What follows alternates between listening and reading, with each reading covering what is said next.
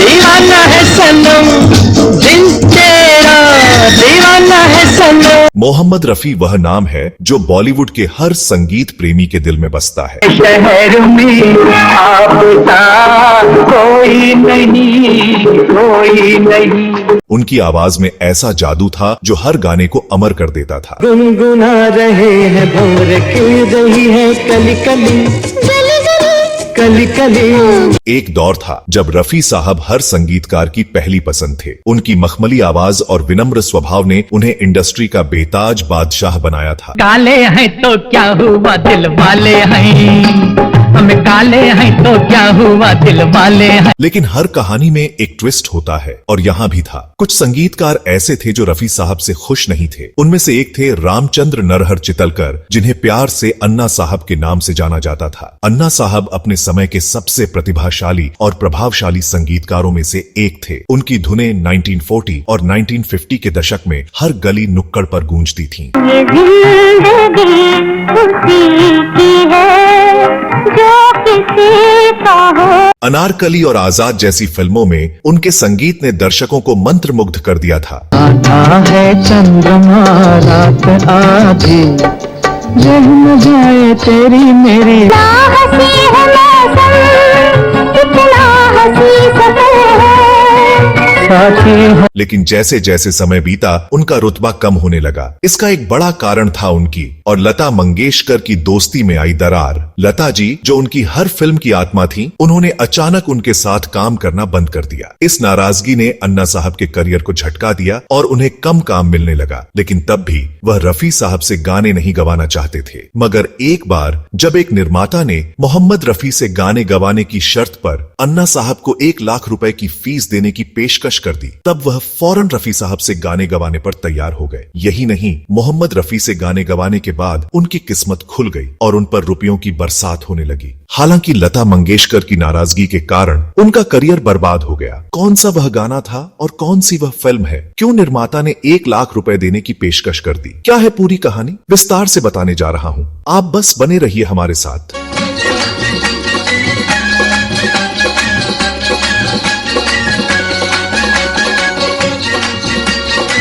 दोस्तों, अन्ना साहब ने हालांकि मोहम्मद रफी से अनेक मधुर गीत गवाए, लेकिन एक बार एक छोटी सी बात पर उन्होंने रफी साहब को इतनी बुरी तरह डांट दिया था कि दोनों ने सालों तक एक दूसरे के साथ काम नहीं किया। रफी साहब का शांत और सौम्य स्वभाव जहां उन्हें हर किसी का प्यारा बनाता था, वहीं अन्ना साहब का गुस्सैल मिजाज उनकी मुश्किलें बढ़ाता था। लेकिन कहानी में तब मोड़ आया जब एक निर्माता ने अन्ना साहब को एक ऐसी पेशकश की जिसे वह ठुकरा नहीं सके। साल 1957 में तमिल फिल्मकार शिवाजी गणेशन ने अपनी नई फिल्म अमरदीप के लिए अन्ना साहब को चुना। इस फिल्म में देव आनंद और वैजयंती माला मुख्य भूमिकाओं में थे।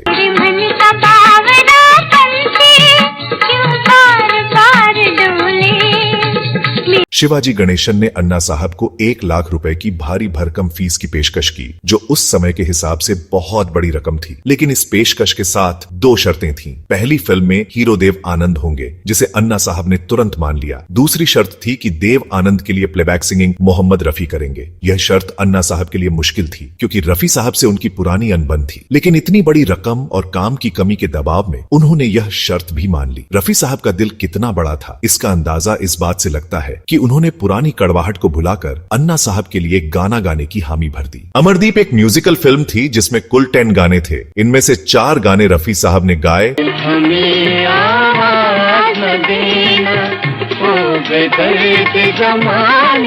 अब डर है किसका प्यार, गम भागे बेटा तारे, एक रंग बिरंगी चिड़िया अब का गुलजार झूठा, प्यार का गुलजार झूठा, आग झूठी। और एक गाना जो आज भी लोगों के दिलों में बसता है वह था देख हमें आवाज न देना। हमें आवाज न देना, इस गाने में रफी साहब और आशा भोसले की जुगलबंदी ने कमाल कर दिया। ये गाना फिल्म में 2 बार आया और दोनों बार दर्शकों ने इसे खूब पसंद किया। गाने के बोल, संगीत और रफी साहब की आवाज का जादू ऐसा था कि यह गाना उस साल का सुपरहिट गाना बन गया। आने वाली रात सुनेगी तेरे मेरे तराने। अमरदीप की सफलता ने अन्ना साहब की किस्मत बदल दी। इस फिल्म के बाद उन्हें एक और बड़ी फिल्म पैगाम मिली, जिसमें भी उन्हें 1 लाख रुपए की फीस मिली। ऐसा लगने लगा था कि अन्ना साहब का बुरा वक्त खत्म हो गया है, लेकिन यह खुशी ज्यादा दिन नहीं टिकी। लता मंगेशकर की नाराजगी ने फिर से उनके करियर पर ग्रहण लगा दिया। अमरदीप में लता जी ने आखिरी बार अन्ना साहब के लिए गाना गाया था।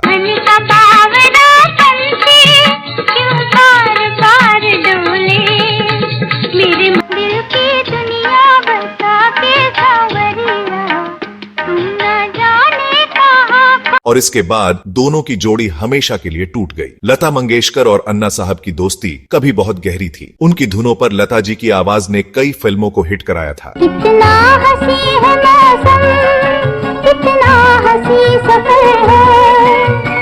लेकिन निजी कारणों से दोनों के बीच कड़वाहट आ गई और लता जी ने उनके साथ काम करना बंद कर दिया। उस समय लता जी इंडस्ट्री की सबसे बड़ी सिंगर थीं और उनके बिना कोई भी संगीतकार अधूरा माना जाता था। लता जी की नाराजगी के बाद निर्माताओं ने धीरे धीरे अन्ना साहब को काम देना बंद कर दिया। अन्ना साहब का मन भी फिल्म संगीत से उचट गया और वह धीरे धीरे गुमनामी के अंधेरे में खो गए। अमरदीप के गाने आज भी संगीत प्रेमियों के लिए अनमोल रत्न हैं। दिल की दुनिया बसा के सांवरिया, तुम न जाने कहाँ। इस फिल्म में मोहम्मद रफी और आशा भोसले के गाए युगल गीत खूब हिट हुए। ये युगल गीत है देख हमें आवाज न देना। हमें आवाज न देना, ओ बेदर्द ज़माने। इस फिल्म के बाकी गानों ने भी खूब वाहवाही बटोरी। तेरे मन का बावड़ा पंछी क्यों बार बार डोले। इन गानों में रफी साहब की आवाज और अन्ना साहब की धुनों का जादू आज भी उतना ही ताजा है। ऐसे इनकार नहीं, देने को तैयार नहीं, इस दुनिया में कौन है ऐसा जो पैसे। फिल्म का संगीत इतना लोकप्रिय हुआ कि यह उस साल की सबसे ज्यादा सुनी जाने वाली एल्बम्स में से एक थी।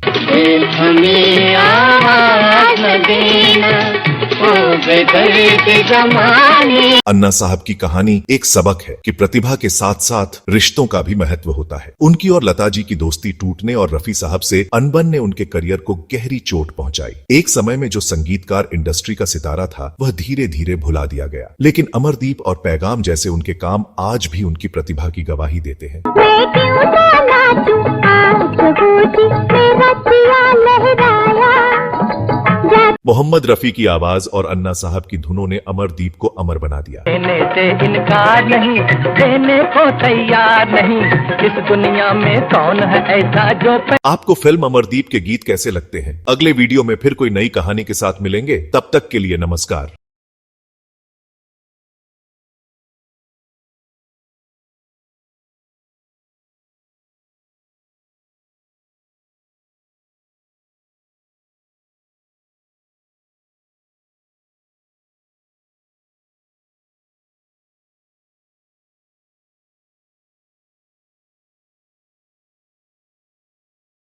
हमें आवाज न देना, ओ बेदर्द ज़माने।